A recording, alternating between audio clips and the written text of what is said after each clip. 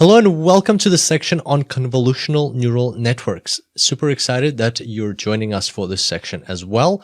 And today we're going to cover off the plan of attack, how we're going to learn everything in this section. There's so much to learn. Let's see how we're going to approach this. All right, what we'll learn in this section.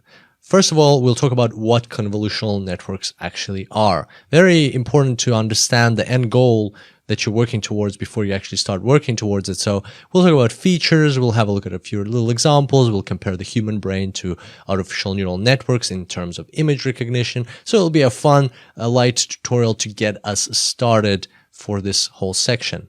Then we'll talk about step one, diving straight into it, convolution operation. So this part of the course contains several steps that we need to go through in order to build a convolutional neural network, and that's how these tutorials are going to be broken up. So this one's going to be step one, the convolution operation. We'll learn everything about feature detectors. We'll talk about which are also filters. We'll talk about feature maps and what are the different parameters there, what they mean, and we'll have a look at some visual examples as well. Then we'll talk about step one, part B, the ReLU layer or ReLU layer, which is the rectified linear unit. And we'll talk about why linearity is not good and how we want more non-linearity in our network for image recognition. Then we'll talk about step two, pooling, and we'll understand how pooling works. We'll talk specifically about max pooling, and we'll also mention a couple of things about mean pooling or sum pooling and other approaches that you can take to the process of pooling.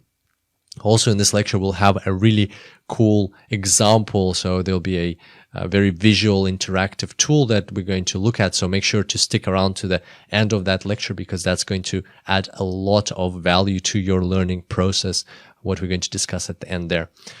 Step three, flattening. So here it's going to be a quick tutorial on how to proceed from your pooled layers to your flattened layer. And then we're going to talk about full connection. So this is the very meaty tutorial that puts everything together and puts everything into perspective and actually shows you how everything works at the end of the day and how those final neurons understand how to classify your image. Very, very important tutorial.